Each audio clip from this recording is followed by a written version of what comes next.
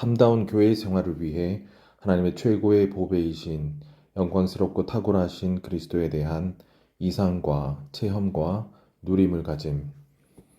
그 진짜 교회 생활을 위한 하나님의 최고의 귀중함이신 소중한 분이신 영광스러우시고 또 뛰어나신 그 그리스도에 대한 이상, 체험, 또 누림. 이사야는 낙심해 있었을 때 영광 안에 계신 그리스도에 대한 이상을 보았습니다. 이사야는 하나님을 사랑했고 하나님의 선민인 이스라엘을 사랑했습니다. 그는 이스라엘의 상황을 보고서 그곳에 하나님의 영광의 표현이 없다는 것을 깨달았습니다. 또한 이스라엘은 하나님의 거룩함을 범했고 그들의 인간적인 미덕들은 부패하게 되었습니다. 이에 더하여 우시야 왕은 이미 죽고 없었습니다. 우시야 왕은 이스라엘의 왕들 중에서 매우 좋은 왕이었지만 이미 죽었습니다. 그러한 상황에서 이사야는 틀림없이 매우 낙심했을 것입니다. 주님께서는 낙심해 있는 이사야에게 나타나셨습니다. 이사야서 6장에서 그리스도께서는 영광 안에서 왕좌에 앉아 계신 하나님이십니다. 이 한 분께서 바로 신성한 영광과 인간 미덕들을 가지신 그 하나님 사람이십니다. 그리스도의 인간 미덕들은 그분의 긴 옷자락으로 나타내집니다. 사복음서는 하나님이시며 사람이신 그리스도를 우리에게 보여주지만 사람이신 그리스도에 대해서는 더 많이 보여줍니다. 그리스도께서는 신성한 영광 안에서보다 인간적인 미덕들 안에서 훨씬 더 많이 표현되십니다. 그렇지만 그분의 인간 미덕들에는 근원이 되는 신성한 영광이 필요합니다. 그리스도는 인간 미덕들 안에서 표현된 신성한 영광을 지닌 사람이십니다. 이사야서 6장에서 주님이시자 왕이시자 만군의 여호와이신 그리스도께서는 높이 들린 왕좌에 앉아 계십니다. 그분께서 바로 왕좌에 계신 하나님이십니다. 사도 요한은 요한복음 12장에서 이사야가 그리스도의 영광을 보았다고 말했습니다. 이것은 그리스도께서 만군의 여호와이시자 왕이시자 주님이심을 의미합니다. 이 이상에서 그리스도께서는 긴 옷을 입고 계셨습니다. 이것은 그리스도의 인성이 길다는 것을 의미합니다. 그리스도의 옷자락은 성전을 가득 채웁니다.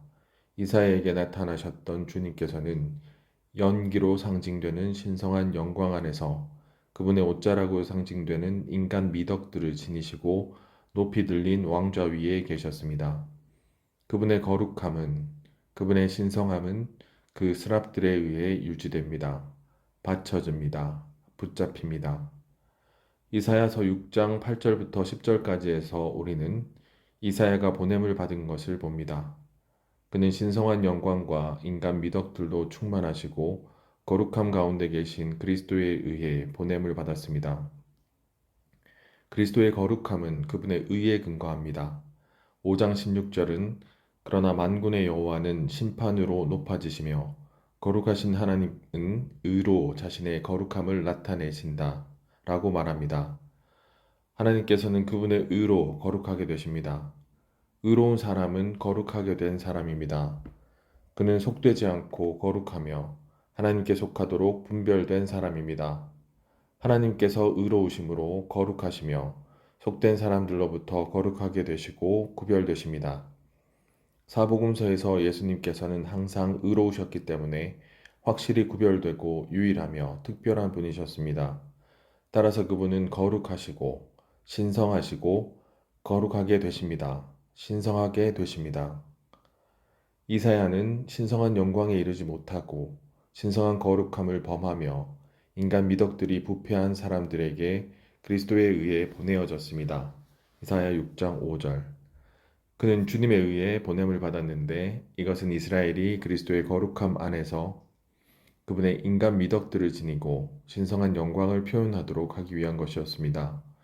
다시 말해서 하나님께서는 이스라엘이 거룩한 백성이 되어 민족들에게서 완전히 분별되기를 원하셨습니다. 오늘날 그리스도를 사는 것은 하나님의 영광을 표현하는 것입니다. 그리스도를 사는 것은 의롭게 되는 것입니다. 의는 하나님의 구원의 기반과 기초입니다. 하나님의 구원은 먼저 우리를 의롭게 함으로 의롭다 합니다. 그럴 때 우리는 거룩하고 거룩하게 되며 분별될 것입니다. 자연스럽게, 자발적으로 우리는 그리스도의 신성한 영광의 표현 안으로, 즉 그리스도를 살도록 이끌릴 것입니다. 보냄을 받은 모든 사람은 동일한 일을 하도록 주님에 의해 보냄을 받습니다. 첫째로 하나님께서는 신원자들을 보내셨습니다. 둘째로 하나님께서는 그분의 아들을 보내셨습니다. 셋째로 하나님께서는 신약의 사도들을 보내셨습니다.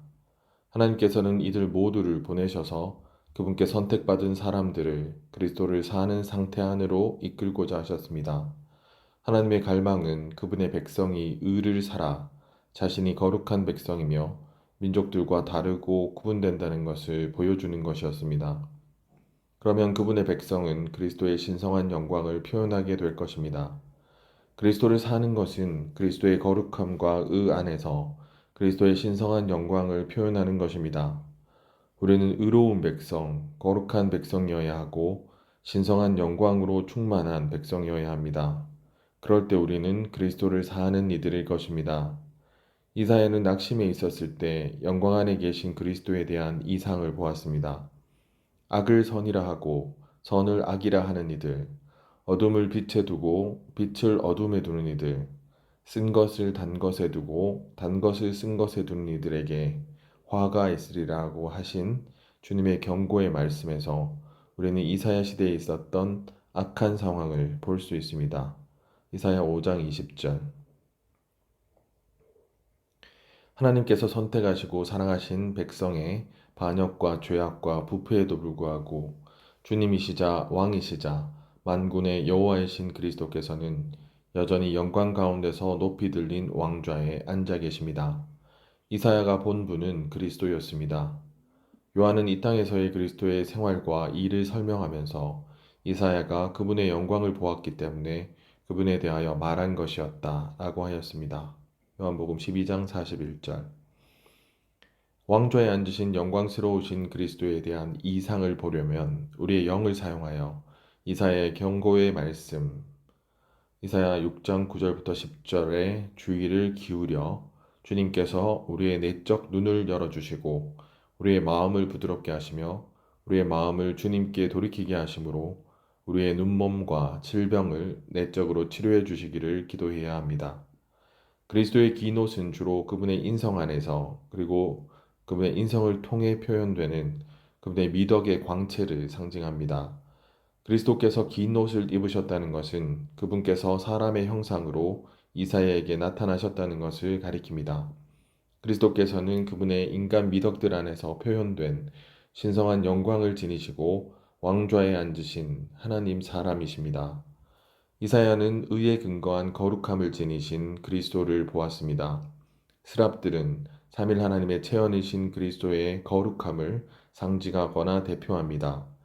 그들은 그리스도의 거룩함을 위하여 거기 서 있었습니다. 그리스도의 거룩함은 그분의 의에 근거합니다. 그리스도는 언제나 의로우심으로 그분께서는 그 속된 사람들로부터 거룩하게 되셨고 구별되셨습니다.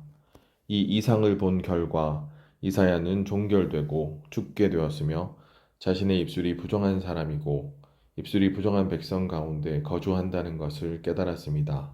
이사야 6장 5절. 신약의 의미에서 하나님을 봄이 하나님을 얻음과 같습니다. 하나님을 얻는 것은 그분의 요소 안에서, 그분의 생명 안에서, 또 그분의 본성 안에서 하나님을 받아들여서 우리가 하나님으로 조성되는 것입니다. 조성될 수 있는 것입니다. 하나님을 보는 것은 우리를 변형시키는데 그것은 하나님을 봄 안에서 우리가 하나님을 얻고 그분의 요소를 우리 안으로 받아들이며 또 우리의 낡은 요소가 배출되기 때문입니다. 이러한 신진대사적인 과정이 변형입니다. 더 많이 우리가 하나님을 보고 하나님을 알며 또 하나님을 사랑할수록 더 많이 우리가 우리 자신들을 혐오하고 또 더 많이 우리가 우리 자신들을 부인합니다. 자신이 더럽다는 것을 깨달은 후에 이사야는 하나님의 거룩함을 나타내는 스랍들 중 하나가 제단에서 가져온 타고 있는 수추로 정결하게 되었습니다. 스랍이 타고 있는 이 수출, 이사야의 입에 갖다 댄 것은 그리스도의 구속의 효능을 상징하는데 이 구속은 십자가에서 성취되었고 심판하고 태우며 거룩하게 하는 능력을 가지신 그 영 거룩하신 분에 의해 적용됩니다. 하나님을 본 결과는 하나님에 의해 정결하게 되고 깨끗하게 되는 것이며 하나님에 의해 깨끗하게 된 결과는 하나님의 보내심을 받아 하나님의 선민을 그리스도를 사는 상태 안으로 이끄는 것입니다. 이럴 때 하나님의 선민은 그분의 영광 안에서 그분을 표현하고 그분의 거룩함으로 적셔지며 그분의 의 안에서 살게 됩니다. 하나님께서 선택하셨고 사랑하신 백성인 이스라엘의 반역과 죄악과 부패에도 불구하고 그리스도께서는 여전히 영광 가운데서 높이 들린 왕좌에 앉아 계십니다. 이 절들은 이 땅의 상황이 어떠하든 하나님의 백성의 부패와 타락이 어떠하든 그리스도께서 여전히 그분의 영광의 왕좌에 앉아 계신다는 것을 가리킵니다. 이사야는 하나님의 자녀들 가운데 있는 상황을 보았을 때 매우 낙심하게 되었습니다. 바로 이때 주님께서 그가 왕좌에 앉아 계시는 영광의 주님을 볼 수 있도록 그를 한 이상 안으로 이끄셨습니다. 마치 주님께서 이사야에게 이렇게 말씀하시는 것 같습니다. 상황을 내려다보지 말라. 내려다본다면 너는 낙심할 것이다. 나를 올려다보아라. 나는 여전히 여기에 있다. 나는 우주 안에서 유일하게 좋은 그 존재이다. 그 실제이다. 나를 바라보아라. 여러분은 교회 생활 초기에 아마 교회의 허니문을 체험했을 것입니다. 그러나 얼마의 시간이 지난 후에 여러분에게 그렇게 달콤했던 것이 식초처럼 쓰게 되었을지도 모릅니다. 여러분은 교회 생활에 대해 실망할 때 다른 지방으로 이주하면 더 좋을 것이라고 생각할지도 모릅니다. 그러나 나는 여러분이 계속해서 허니문을 체험할 수 있는 교회를 발견할 수 없다는 것을 확언할 수 있습니다. 각각의 모든 교회들에는 얼마간의 식초가 있습니다. 그러므로 교회 생활 안에서 우리는 상황을 내려다보지 말고 그리스도를 올려다보기를 배울 필요가 있습니다. 우리는 그리스도 아닌 어떤 것이나 어떤 사람을 보아서는 안 됩니다. 우리가 올려다보는 그리스도는 더 이상 십자가 위에 계시지 않습니다. 오늘날 그분께서는 왕좌 위에 계십니다. 백성은 타락하게 되었지만 그리스도와 그분의 왕좌는 그분의 영광 안에서 동일하게 남아 있습니다. 남아 있었습니다. 이 땅에 있는 모든 것이 바뀌고 요동하지만 그리스도께서는 오늘 그리고 영원히 동일하게 남아 계십니다. 요한은 이 땅에서의 그리스도의 생활과 일을 설명할 때 이사야가 그분의 영광을 보았다고 하면서 이사야서 6장에 기록된 이사야의 이상을 언급했습니다. 요한복음 12장 41절. 이사야는 내게 화가 있겠구나. 내가 이제 죽게 되었습니다. 라고 말함으로써 이사야서 6장 5절. 영광 안에 계신 그리스도에 대한 이상에 반응했습니다. 이 이상을 본 결과로 이사야는 종결되었고 끝났습니다. 이사야서 6장 5절 하반절에서 우리는 우리의 입술, 즉 우리 말함에 주의를 기울여야 함을 볼 수 있습니다. 우리가 하는 말의 대부분은 악합니다.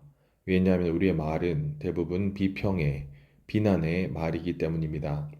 한담과 불평과 따지는 것과 같은 부정한 것들은 교회 생활이 식초와 같은 맛을 내게 합니다. 우리가 한담이나 불평이나 따지는 것을 제한다면 우리에게 말할 것이 거의 없음을 발견할 것입니다. 이사야처럼 우리는 우리의 입술이 부정하다는 것을 깨달아야 합니다. 참으로 주님의 이상을 본 사람은 누구나 빛비춤을 받습니다. 누가복음 5장에서 베드로가 주님을 보았을 때 그는 즉시 주님 나에게서 떠나 주십시오. 나는 죄인입니다. 라고 주님께 말씀드렸습니다. 우리가 우리 자신에 대하여 깨닫는 정도는 우리가 주님을 보는 정도에 달려 있습니다. 이런 이유로 우리에게는 날마다 아침 부흥이 필요합니다. 아침 부흥 시간은 우리가 주님을 다시 보는 시간입니다. 우리가 주님을 더 볼수록 우리는 더욱더 우리의 어떠함을 보게 됩니다. 우리는 우리 안에 선한 것이 전혀 없다는 것과 우리 안에 있는 모든 것이 광채나 미덕이 없다는 것을 깨닫습니다. 이사야는 자신이 부정하다는 것을 깨닫게 되었을 때 하나님의 거룩함을 상징하는 한 스랍에 의해 정결하게 되었습니다. 우리의 체험에서 우리가 정결한지 부정한지는 우리 양심의 느낌에 달려 있으며 우리 양심의 느낌은 우리가 주님을 본 것에 달려 있습니다. 우리가 주님을 본 정도가 우리가 정결하게 되는 정도를 결정합니다. 우리가 주님을 보고 폭로될수록 우리는 더욱더 정결하게 됩니다. 다니엘서 10장 4절부터 9절까지 해서 다니엘은 특별한 이상을 보았습니다. 이 땅에서 하나님의 움직임의 중심과 전부이신 탁월하신 그리스도께서 다니엘의 감상과 위로와 격려와 기대와 안정을 위해 그에게 나타나셨습니다. 나는 다니엘이 이분께서 사람이신 주님이시라는 것을 깨달았으리라 믿습니다. 그 사람은 여호와이셨을 뿐만 아니라 사람이 되신 여호와이셨습니다. 하나님의 관점에는 시간의 요소가 없고 사실만 있습니다. 우주 가운데 삼일 하나님께서 사람이 되셨다는 사실이 있습니다. 이것은 마태복음과 누가복음에서 계시됩니다. 그러나 창세기 18장에서 세 사람이 아브라함에게 왔을 때 그 셋 중에 한 분이 계셨는데 그분은 한 평범한 사람이신 예수이셨습니다. 다니엘서 10장에서 이 사람은 다니엘에게 그 탁월하신 그리스도로서 나타나셨습니다.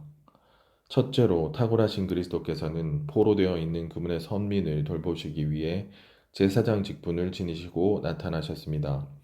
그분은 전쟁을 위한 갑옷이 아닌 구약의 제사장 의복인 세마포 옷을 입으신 채로 다니엘에게 나타나셨습니다.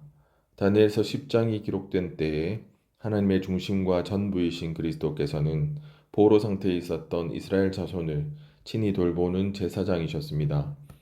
그분께서는 포로되어 있는 하나님의 백성을 인성 안에서 돌보시는 제사장이십니다. 둘째로 그리스도께서는 모든 백성을 다스리시기 위해 금띠로 상징된 왕의 직분을 가지시고 다니엘에게 나타나셨습니다.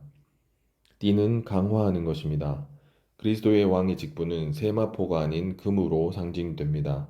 그분의 제사장 직분은 인간적이지만 그분의 왕의 직분은 신성합니다.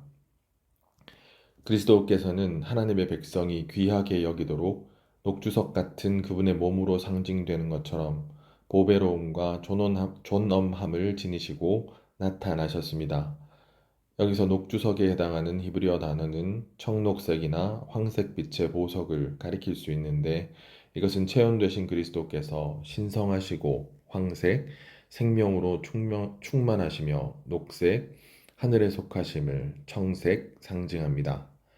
더 나아가 그리스도께서는 또한 번개의 모습 같은 그분의 얼굴로 상징되는 것처럼 그분의 백성에게 빛을 비추시기 위해서 광채를 지니시고 나타나셨습니다. 그리스도의 살피시고 심판하시기 위한 빛 비추는 시선은 횃불 같은 그분의 눈으로 상징됩니다. 그리스도께서는 또한 광낸 놋이 빛나는 것처럼 빛나는 일과 움직임 가운데 나타나시는데 이러한 그분의 일과 움직임은 사람들에게 시험받으며 사람들을 시험합니다. 예표에서 놋은 사람들을 빛나게 하는 하나님의 심판을 상징합니다. 그리스도께서는 하나님께 심판받고 시험받으셨으며 하나님의 시험과 심판은 그분을 광낸 놋처럼 빛나게 했습니다. 그러한 그리스도께서는 다른 사람들에게 시험받으셨고 또한 다른 사람들을 시험하십니다. 마지막으로 그리스도께서는 백성을 심판하는 강한 말씀 가운데 다니엘에게 나타나셨습니다. 그분의 강한 말씀은 무리의 소리와 같은 그분의 말소리로 상징됩니다. 다니엘이 본 그리스도께서는 그러한 분이십니다. 그분은 보배로우시고 소중하시며 완전하시고 온전하십니다. 사람으로서 그분은 하나님의 움직임의 중심과 전부 자체로서 하나님의 경륜을 수행하십니다. 제사장으로서 그분은 우리를 돌보고 계시며 왕으로서 그분은 우리를 다스리고 계십니다. 그분은 얼마나 놀라우신 분입니까? 다니엘서 10장 7절은 나 다니엘만 홀로 그 이상을 보았고 나와 함께 있던 사람들은 그 이상을 보지 못하였다라고 말합니다. 그리스도에 대한 이상이 물질적인 것이 아니라 영적인 것이었으므로 오직 다니엘만 그것을 보았고 물질적인 시력을 의지하는 이들은 보지 못하였습니다. 그리스도에 대한 이상을 보는 데 있어서 물질적인 시야는 아무런 소용이 없습니다. 이런 이유로 세상 사람들이 보기에 예수님은 단지 한 사람에 지나지 않습니다. 그러나 우리가 하나님의 긍휼 안에 있고 우리에게 영적인 시야가 있다면 그리스도께서 얼마나 사랑스러우시고 보배로우신지를 볼 수 있을 것입니다. 한 사람으로서 지극히 보배로운 분으로 다니엘에게 나타나신 탁월하신 그리스도에 대한 이상은 다니엘에게 감상과 위로와 격려와 안정을 주기 위한 것이었습니다. 그리스도께서는 포로되어 있는 그분의 선민을 돌보시기 위해 세마포 겉옷으로 상징된 인성을 지니신 제사장으로 나타나셨습니다. 그리스도께서는 모든 백성들을 다스리시기 위해 금띠로 상징된 신성 안에 있는 왕의 직분을 가지시고 나타나셨습니다. 그리스도께서는 하나님의 백성이 귀하게 여기도록 녹주석 같은 그분의 몸으로 상징되는 것처럼 보배로움과 존엄함을 지니시고 나타나셨습니다. 그리스도는 또한 번개의 모습 같은 그분의 얼굴로 상징되는 것처럼 그분의 백성에게 빛을 비추시기 위해서 광채를 지니시고 나타나셨으며 횃불 같은 그분의 눈으로 상징되는 것처럼 살피시고 심판하시기 위한 빛 비추는 시선을 지니시고 나타나셨습니다. 그리스도께서는 광낸 놋이 빛나는 것 같은 팔과 발로 상징되는 것처럼 빛나는 일과 움직임 가운데 다니엘에게 나타나셨습니다. 그리스도께서는 무리의 소리와 같은 그분의 말소리로 상징되는 것처럼 백성을 심판하시는 강한 말씀 가운데 나타나셨습니다. 세계 정세 전체는 하늘들의 하나님에 의한 하늘들의 다스림 아래에 있는데 이것은 그리스도께서 만물 안에서 으뜸이 되시고 모든 것에서 첫째 위치를 얻으시도록 하기 위한 것입니다. 그리스도께서는 우리의 개인적인 우주 안에서 반드시 첫째 위치, 으뜸의 위치를 얻으셔야 합니다. 오늘날 그리스도께서는 으뜸이신 분으로서 우리의 교회 생활과 가정 생활과 일상 생활에서 반드시 중심과 전부가 되셔야 합니다. 하나님께서는 그리스도를 우리에게 중심, 첫째와 전부, 모든 것이 되게 하시려고 그분의 하늘에 속한 다스림 아래서 환경을 사용하고 계십니다. 하나님께서는 그리스도가 으뜸이 되게 하시려는 목적으로 우리를 그분의 백성으로 선택하셨으며 이러한 사람들인 우리는 하나님의 하늘에 속한 다스림 아래에 있으면서 그리스도를 으뜸이 되시게 하고 그분께서 모든 일에서 첫째 위치를 얻으시게 해드립니다. 요한계시록 1장에서 볼 수 있듯이 그리스도께서는 보살피고 보양하는 데 있어서 최고의 본이십니다. 12절과 13절은 그리스도께서 긴 옷을 입은 사람의 아들로서 등잔대들을 돌보고 계신다는 것을 보여줍니다. 이 옷은 제사장의 의복이며 그리스도께서 우리의 대제사장이심을 보여줍니다. 그분은 또한 가슴에 금띠를 띠셨습니다. 금띠는 한 덩이의 금이 띠가 된 것입니다. 사람의 아들은 인성을 지니고 계시며 금띠는 그분의 신성을 상징합니다. 이 금띠는 그분의 가슴 위에 있고 가슴은 사랑의 상징입니다. 구약의 제사장들은 그들의 직무를 위해 허리에 띠를 띠었습니다. 다니엘서 10장 5절에서 그리스도 또한 허리에 정금띠를 띠셨습니다. 허리에 띠를 띠는 것은 일을 위해 강화되는 것입니다. 교회들을 산출하시는 일에서 그리스도께서는 그분의 신성한 일을 끝내셨습니다. 이제 그분께서 산출하신 교회들을 사랑으로 돌보고 계십니다. 이런 이유로 그분께서는 가슴에 금띠를 띠셨습니다. 오늘날 그리스도께서는 그분의 수고로 세워진 그분의 교회들을 돌보시는 우리의 대제사장이십니다. 그러나 이제 그분께서는 허리가 아닌 사랑을 상징하는 그분의 가슴에 띠를 띠시고 교회들을 돌보고 계십니다. 나는 오늘날 우리 가운데서도 그리스도께서 가슴에 금띠를 띠고 계신다는 것을 모두가 깨닫기를 바랍니다. 금띠는 하나의 표징으로서 그리스도의 신성이 그분의 힘이 됨을 상징합니다. 그리스도의 힘은 총체적으로 그분의 신성입니다. 한 덩이의 금이 이제 띠입니다. 신성 안에 계신 그리스도의 총체가 띠가 되었습니다. 금띠는 그리스도의 힘이 되는 그리스도의 신성을 상징하며 가슴은 금에 속한 이 힘이 그분의 사랑에 의해 발휘되고 유발되는 것을 상징합니다. 그리스도의 신성한 힘은 그분의 사랑에 의해 그분의 사랑으로 발휘되어 교회들을 보양합니다. 그리스도께서는 사람의 아들로서 그분의 인성 안에서 등대드린 교회들을 돌보시며 보살피십니다. 우리의 대제사장이신 그리스도께서는 교회들을 돌보십니다. 먼저 그분께서는 그분의 인성 안에서 확실하게 교회들을 보살피십니다. 즉 교회들을 행복하고 기쁘고 편안하게 하십니다. 그분은 등대들의 등잔들을 손질하심으로써 교회들을 보살피십니다. 구약에 있는 대제사장은 매일 아침 등잔대들의 등잔들을 손질함으로 등불을 정돈했습니다. 등잔들을 손질하는 것은 그것을 적합하게 하는 것입니다. 그리스도께서는 등잔대의 등잔의 심지를 정돈하심으로 등잔대들을 돌보십니다. 이것은 구약에 있는 예표에 따라 제사장들이 했던 것과 같습니다. 심지가 타면 그것은 검게 되었습니다. 그러므로 제사장이 와서 심지의 검은 부분을 정돈해야 했습니다. 이것이 등불이 더 밝게 빛나도록 심지를 정돈한다는 것의 의미입니다. 심지의 검게 탄 부분, 곧 불똥은 우리의 육체와 타고난 사람과 자아와 옛 창조물과 같이 하나님의 목적에 맞지 않아 잘라낼 필요가 있는 것들을 상징합니다. 검게 탄 심지가 있는 교회는 편안함을 느끼지 못할 것입니다. 나는 오늘날 주님께서 그분의 회복 안에서 인성 안에 계신 대제사장이신 것에 대해 감사드립니다. 히브리서 4장은 우리의 대제사장께서 우리의 연약한 느낌을 공감하지 못하시는 분이 아니시며 모든 점에서 우리와 마찬가지로 유혹을 받으신 분이시지만 죄는 없으시다고 말합니다. 우리의 그리스도께서는 우리와 똑같으십니다. 그분은 모든 점에서 우리와 마찬가지로 유혹을 받으셨습니다. 그러므로 그분께서는 쉽게 우리의 연약한 느낌을 공감하실 수 있습니다. 이것은 그분께서 항상 인성 안에서 우리의 연약함을 동정하신다는 것을 의미합니다.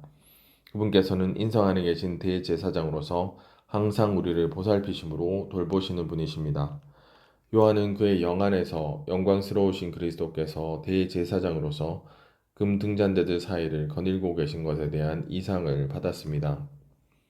이 이상을 통해 요한은 승천하신 그리스도께서 사람의 아들로서 발까지 닿는 옷을 입으시고 가슴에는 금띠를 띠고 계신 것을 보았습니다.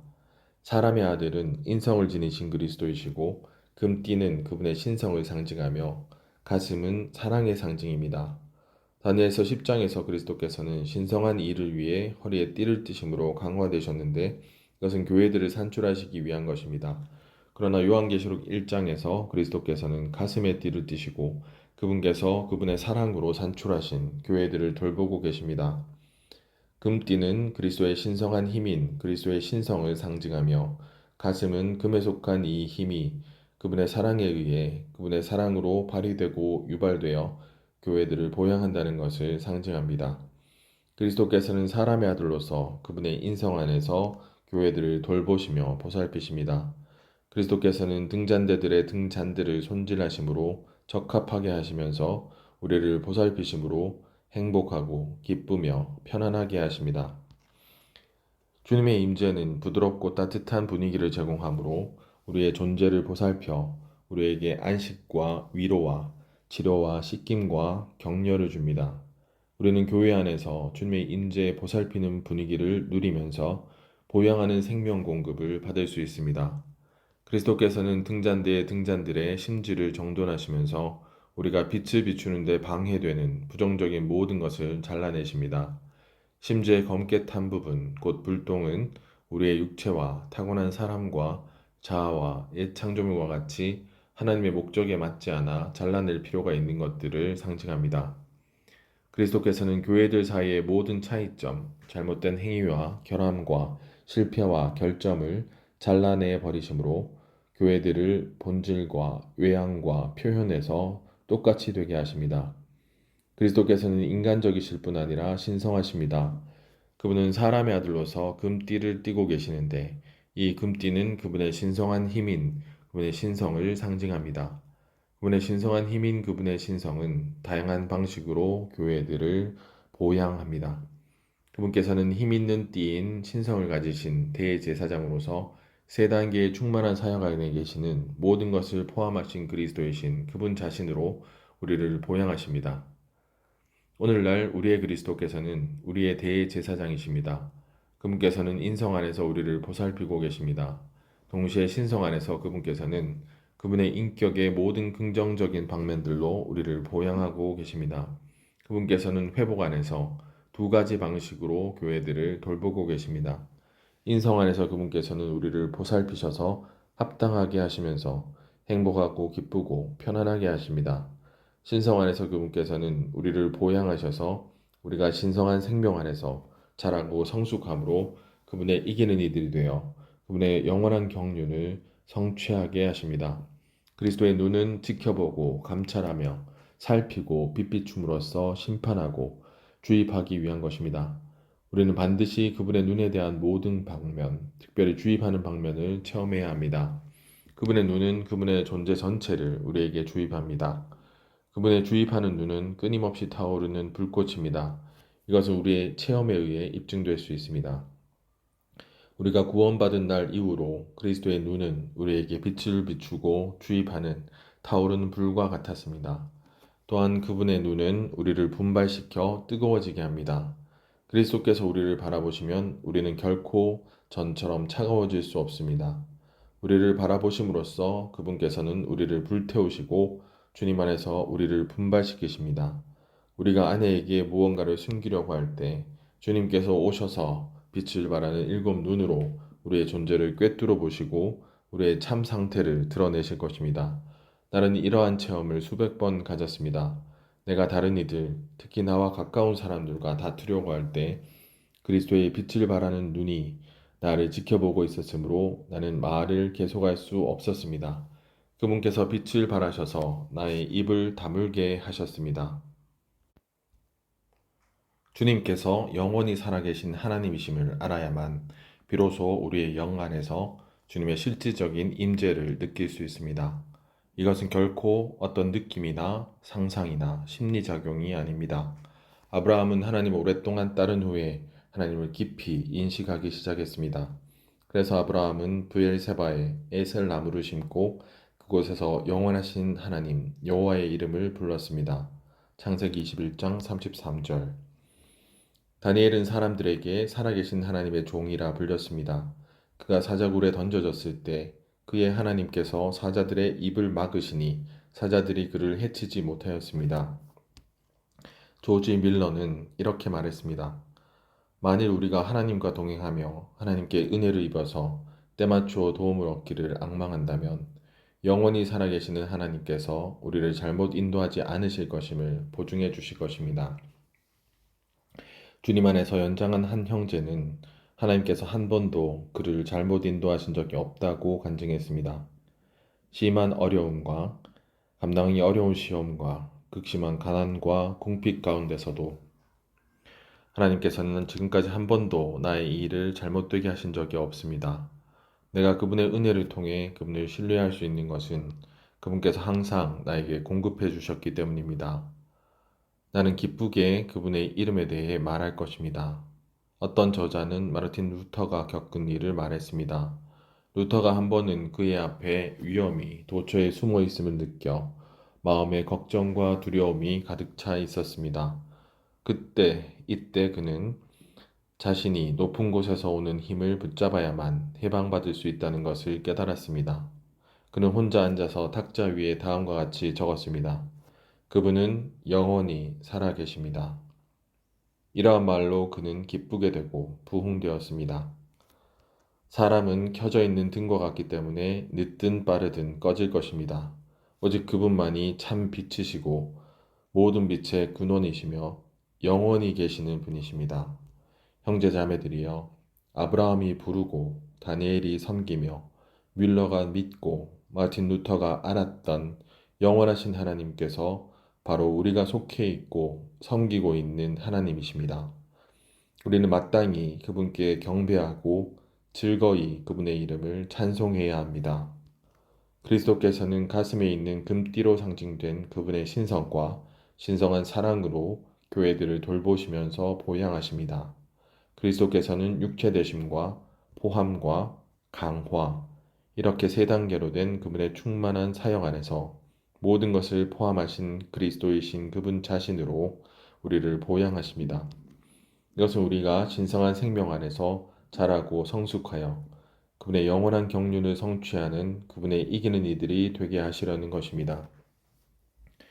거니시는 그리스도로서 그분께서는 각 교회의 상태를 알게 되시며 말씀하시는 영으로서 그분께서는 등잔대들을 정돈하시고 신선한 기름이신 그 영을 공급하셔서 등대들을 채우십니다. 주님의 일곱 눈은 불꽃과 같으며 지켜보고 감찰하며 살피고 빛비춤으로써 심판하고 주입하기 위한 것입니다. 일곱은 하나님의 움직임에 있어서 완성을 의미하는 수이기 때문에 그리스도의 일곱 눈들은 이 땅에서의 하나님의 움직임과 운행을 위한 것입니다. 그리스도께서는 영원 무궁토록 살아계신 분이십니다. 주님을 영원 무궁토록 살아계시는 하나님으로 알므로써 우리는 언제나 우리의 영 안에 계시는 그분의 임재를 확신할 수 있게 됩니다. 주님의 확실한 보장받는 임재보다 더 많이 우리를 세우는, 확고히 하는, 안정시키는 것은 없습니다. 주님의 확실한 임재보다 더 많이 우리를 세우는 것은 없습니다. 빌립보서 3장 7절과 8절에서 우리는 바울의 가치관이 바뀌었음을 볼 수 있습니다. 그는 이전에 그에게 이익들이었던 것을 그리스도 때문에 잃어버린 것으로 여겼습니다. 바울은 왜 그에게 이익들이었던 것을 거절할 수 있었습니까? 그리스도 예수님을 아는 지식의 탁월함 때문에 그가 그것들을 잃어버린 것으로 여길 수 있었습니다. 바울은 하나님께서 기름 부으신 그 그리스도를 주님으로, 왕으로, 또 그 가장 탁월하신 분으로 여겼습니다. 그분을 위하여, 그분 때문에 바울은 모든 것을 잃어버림의 고통을 겪었고 그것들을 배설물로, 쓰레기로 여겼습니다.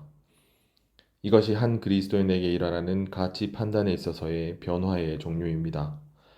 만일 우리가 어떤 것들의 적절한 가치를 말할 수 없다면 하나님께서 우리를 거절하실 것이고 또 내던지실 것입니다.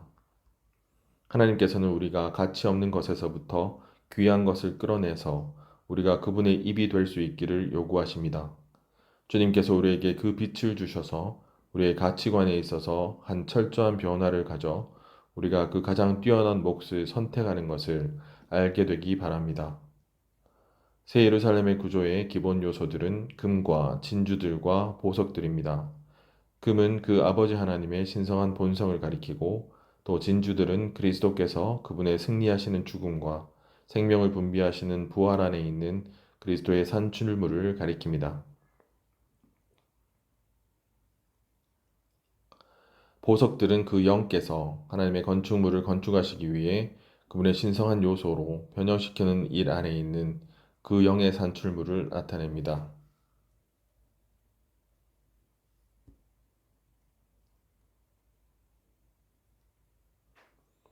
아들 하나님의 구속의 일은 모든 것을 포함합니다. 그분의 갈망은 우리가 그분의 죽음 안에 머물므로써 그분께서 생명즙을 우리 위에 분비하시는 것입니다. 이것이 그리스도께서 생명을 분비하시는 일입니다. 이 일은 우리가 깨닫기 어렵기 때문에 이러한 비유가 필요합니다. 이러한 비유가 없다면 우리는 그리스도의 부활 생명이 사실상 신성한 생명의 요소로서 우리를 진주로 만들기 위해 우리 위에 분비되었음을 볼 수 없을 것입니다. 우리의 체험을 점검해 보면 그리스도의 분비하시는 일을 더 온전하게 이해할 수 있을 것입니다. 어떤 젊은 형제가 그의 아버지가 어떤 일을 잘못했다고 느낄 수 있습니다. 그는 항의하고 반대해야 한다고 느낄지도 모릅니다. 그러나 만일 그렇게 하면 그는 그리스도의 죽음으로부터 도망가는 것입니다. 반대로 만일 이 형제가 십자가 아래서 그리스도의 죽음 안에 머물면서 주님, 저를 당신의 죽음 안에 붙잡아 두신 것으로 인해 당신을 찬양합니다. 지금 당신의 모든 것을 포함한 죽음 안에 거하고 있는 것으로 인해 당신을 찬양합니다. 라고 말한다면 즉시 그의 안에 있는 어떤 것이 그의 내적 존재 주위에 분비될 것이고 그는 내적인 공급을 느낄 것입니다. 그가 이러한 내적인 분비를 계속 체험할 때 점점 더 진주가 되어갈 것입니다. 이것이 부활하신 그리스도께서 그분의 부활 생명을 분비해 주시는 것입니다. 심지어 결혼 생활에서도 우리가 그리스도께서 그분의 죽음을 통해 그분의 부활 안에서 분비하시는 이 일을 누리려면 반드시 그분의 죽음 안에 머무르고 남아 있어야 함을 기억해야 합니다. 도망가지 마십시오. 우리 모두는 그리스도의 모든 것을 포함한 놀라운 죽음이 우리의 집, 달콤한 집임을 볼 필요가 있습니다. 남편이 아내에게 무엇을 말하든지 그녀는 그리스도의 죽음 안에 머무르고 남아있을 필요가 있습니다. 만일 그녀가 이렇게 하고자 한다면 그리스도의 부활 생명의 분비를 느끼게 될 것입니다. 그녀가 그리스도의 죽음 안에 머무는 한 남편이 그녀를 더 괴롭힐수록 그녀는 더 많은 누림을 가지게 될 것입니다. 이 교통은 교리나 가르침이 아니라 그리스도에 대한 우리의 주관적인 체험을 설명하는 것입니다. 오늘날 주님께서 그 휘장들을 여셔서 승리하고 이기는 이가 되는 길을 보여주신 것에 감사를 드립니다. 우리는 이를 악물면서 노력하고 분투할 필요가 없습니다. 우리는 오직 집에, 즉 그리스도의 죽음 안에 머물러 있기만 하면 됩니다. 그럴 때 우리는 부활 안에 있는 신성한 생명의 분비함을 누립니다. 베드로는 그의 서신서들에서 지극히 보배로우신 그리스도와 그분과 유기적으로 연관된 항목들에 대해 말합니다. 그리스도 자신이 그분의 믿는 이들에게 그 귀중함이십니다. 하나님의 건축물을 위한 그 귀중한 돌은 그리스도 자신입니다. 그리스도의 귀한 피는 헛된 생활 방식에서 우리를 구속했습니다. 우리의 하나님이시며 구주이신 예수 그리스도께서는 귀하고 또 지극히 큰 약속들을 우리에게 주셨습니다. 하나님께서는 동일하게 귀한 믿음을 모든 믿는 이들에게 할당해 주셨습니다. 우리의 믿음의 귀한 증명은 고난들을 겪음을 통해 오는 시련들에 의해 있습니다. 우리는 반드시 시간을 구해서, 아껴서 하나님의 최고의 귀중함이신 그리스도를 누려야만 합니다. 우리는 반드시 시간을 구속해서 하나님의 최고의 귀중함이신 그리스도를 누려야만 합니다. 그럴 때 우리는 그분으로 조성되어 하나님의 개인적인 보물인 귀중함의 사람들, 심지어 귀중함 그 자체가 되어 우리가 하나님의 영광을 위한 보물의 한 기적적인 구조물인 그 새 예루살렘이 됩니다. 우리는 우리의 가치관이 철저하게 바뀌도록 주님께 빛을 구해야 합니다. 그러면 우리는 그리스도와 그분의 온 존재를 우리의 지극히 뛰어난 몫으로 계속 선택하게 될 것입니다. 우리는 하나님의 말씀을 공급할 때 내가 가치 없는 것에서 귀한 것을 분별해내면 내가 나의 입이 되어 라고 한 예레미야서의 훈계에 주의를 기울여야 합니다. 우리는 반드시 주님의 말씀을 땅에 속한 모든 재물보다 더 귀히 여겨야 합니다. 그럴 때 우리는 하나님의 신탁의 말씀을 말함으로 하나님의 다양한 은혜이신 그리스도의 측량할 수 없는 부를, 풍성을 그분의 백성 안으로 분배할 수 있습니다. 성경 전체의 결론인 그 새 예루살렘은 삼일 하나님, 곧 신성한 삼일께서 세 가지 기본 요인으로서 그분께 구속받은 사람들 안으로 일에 넣어지시고 그들과 함께 짜이신 것이며 세 가지 기본 요인 중에서 금은 성의 기반으로서 아버지 하나님을 상징하고 진주는 성의 문으로서 아들 하나님을 상징하며 성의 벽옥 성벽은 영 하나님을 상징합니다. 이것을 보기 위해서는 우리에게 이상이 필요합니다. 그리스도께서 우리를 그분의 보물로 누리시는 것과 똑같이 우리가 그리스도의 귀하고 또 현존하는 임재 안에 살면서 그분의 임재를 누리며 우리의 몫이신 그분을 누릴 때 그분께서는 그분의 마음의 갈망의 성취를 위해 그분 자신을 우리 안으로 건축하셔서 우리를 그분의 영적인 집과 그분의 거룩한 또 왕다운 제사장 체계가 되게 하십니다.